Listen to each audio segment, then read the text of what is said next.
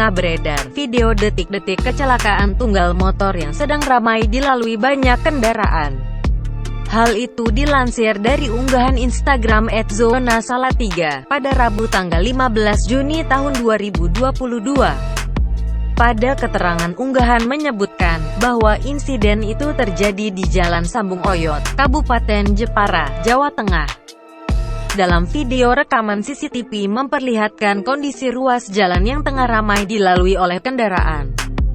Setelah mobil bus lewat, nampak sejumlah kendaraan bermotor menyusul di belakangnya. Namun tak lama, insiden kecelakaan tunggal yang diduga melibatkan seorang ibu dan anaknya pun terjadi. Terlihat di video, pengendara itu membawa motor matic dan mengalami kecelakaan tunggal disebabkan melewati jalan rusak dan berlubang. Pengendara itu pun tersungkur ke pinggir jalan. Beruntung pengendara di belakangnya sempat menghentikan laju motornya.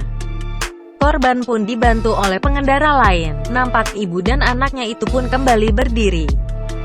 Diketahui insiden ini terjadi pada Selasa tanggal 14 Juni tahun 2022, pukul 9:09 waktu Indonesia Barat.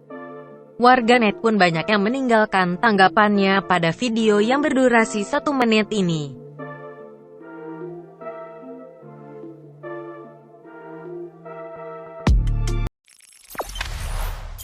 Jangan lupa subscribe, share, komen, dan like ya!